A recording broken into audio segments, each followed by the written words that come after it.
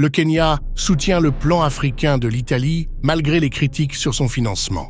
Le président du Kenya a approuvé mardi le projet italien de coopération plus étroite avec l'Afrique, affirmant qu'il démontrait que l'Europe prenait le continent au sérieux malgré les critiques concernant le financement initial limité. La première ministre italienne Giorgia Meloni a dévoilé lundi une initiative très attendue visant à aider les pays africains à prospérer en échange de la lutte contre l'immigration clandestine en injectant un montant préliminaire de 5,5 milliards d'euros, 5,96 milliards de dollars dans ce programme. Certains critiques se sont moqués de la petite échelle de nombreux projets, tandis que le président de la Commission de l'Union africaine a publiquement réprimandé Meloni pour ne pas avoir consulté plus largement au préalable sur les priorités.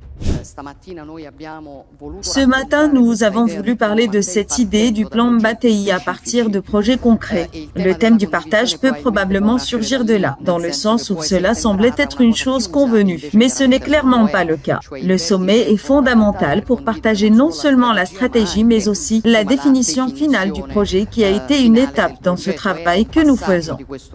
Mais j'ai peut-être commis l'erreur, disons, d'être trop concrète et de donner l'impression que c'était d'une manière ou d'une autre défini.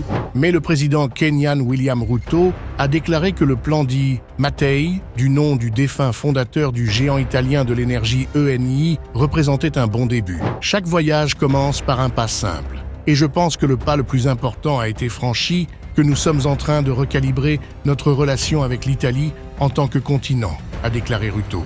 Le dirigeant kenyan a déclaré que cela était particulièrement pertinent étant donné que l'Italie occupait la présidence tournante du groupe des 7, G7, des principales puissances occidentales, ajoutant qu'il était convaincu que Meloni honorerait son engagement de promouvoir les intérêts africains au cours de sa présidence. Le récit autour de l'Afrique était celui des conflits, des maladies et de la guerre. Aujourd'hui, c'est en train de changer. C'est une opportunité, un investissement, un marché et des solutions, a-t-il déclaré, niant tout doute sur la stabilité financière de son propre pays. Le chef de la Commission de l'Union africaine, Moussa Faki Mahamat, a secoué lundi ses hôtes italiens avec des commentaires acerbes lors de l'ouverture du sommet dans l'opulente salle du Sénat italien.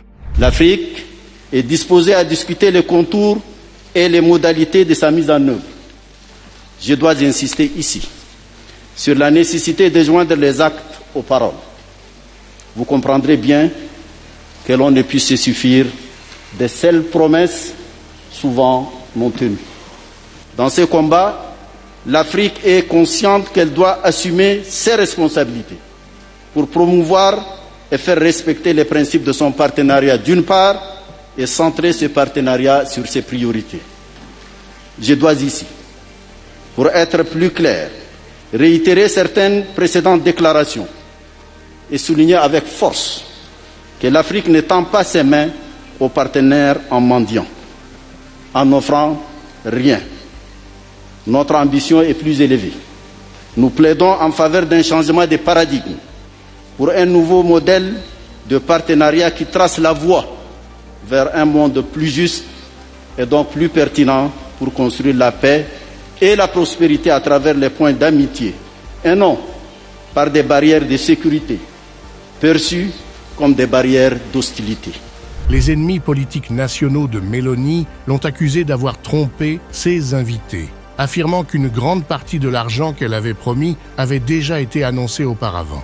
Il n'y a rien de nouveau dans le plan Mattei, juste des financements déjà fournis dans le passé et des projets lancés depuis longtemps sous un autre nom, a déclaré David Faraone, président du Sénat du parti centriste Italia Viva. Sur les 5,5 milliards d'euros promis par Meloni, environ 3 milliards d'euros provenaient d'un fonds international pour le climat créé en 2021, tandis que d'autres fonds prendraient la forme de garanties publiques plutôt que d'argent sonnant et trébuchant pour des projets sur le terrain. Ce n'est pas uniquement une question d'argent, c'est une question de relations, a déclaré Ruto, ajoutant que l'Europe prenait conscience de l'immense potentiel de l'Afrique qui possède les plus grandes ressources d'énergie renouvelable au monde, la réunion a résumé une nouvelle réflexion non seulement en Italie, mais en Europe et dans le monde, sur la place de l'Afrique en tant que continent, a-t-il déclaré.